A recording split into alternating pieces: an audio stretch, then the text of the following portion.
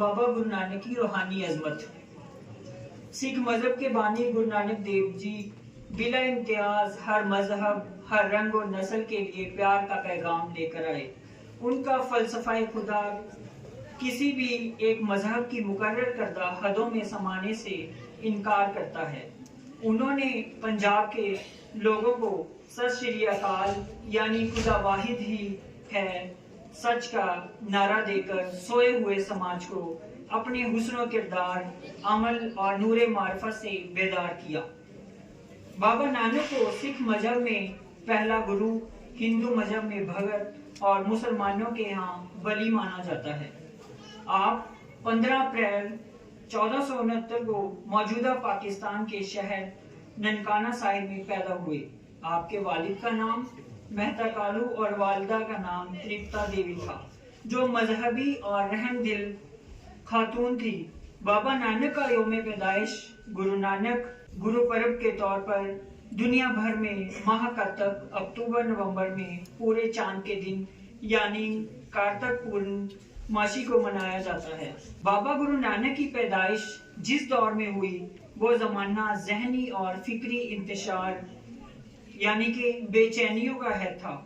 आपके अहद में बाबर ने हिंदुस्तान पर हमला किया और दिल्ली से लोधी पठानों की हुक्मरानी खत्म करके मुगल सल्तनत की बुनियाद डाली।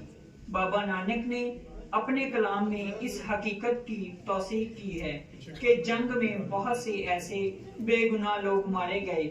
बाबा नानक ने इस सारे इल्मिया को एक तमाशाई की तरह नहीं देखा, बल्कि अवामी जिंदगी के दर्द को महसूस किया।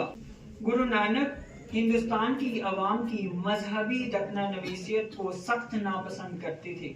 वो कहते थे कि इंसान का रिश्ता बराह रास्त खुदा से होता है, तो फिर इंसान इस बहस में क्यों इतना वक्त बर्बाद करता है कि गंगा का पानी उसके पाप धोएगा या नहीं, और किस तरह का लिबास खुदा को पसंद है।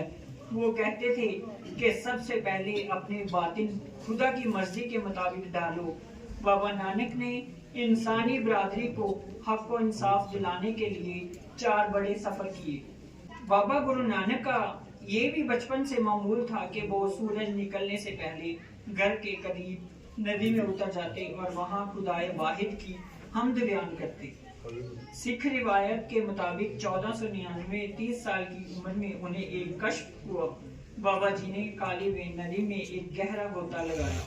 बाबा गुरु नानक जहाँ एक तरफ अवामी शख्सियत के मालिक और एक अजीम रूहानी शख्सियत थे, वहीं वो अपने अहद के बहुत बड़े शायर थे। आपने वहीदत और अखुवत का पैगाम दिया, इखलाक और इंसाफ की तालीम दी। बाबा नानक की शायरी की ये खसूसियात आखिर तक कायम रही। बाबा नानक का ख्वाब जात पात से आजाद मुआशरे का क़याम था। वो चाहते थे कि कोई ऐसा समाज हो जहाँ कोई जात पात का पेचीदा मसला ना हो। वो फरसूदा रस्म रिवाज के सख्त मुखालिफ थे। गुरु नानक ने इंसानों के दरमियान ऊंच नीच के असूल की सख्ती से तरदीद की, क्योंकि उस वक्त हिंदू और मुसलमान दोनों ही जात पात के चक्करों में बुरी तरह उलझे हुए थे। इससे वाजे होता है कि वो रूहानी तौर पर जात पात के निज़ाम को बदलने की बात करते हैं।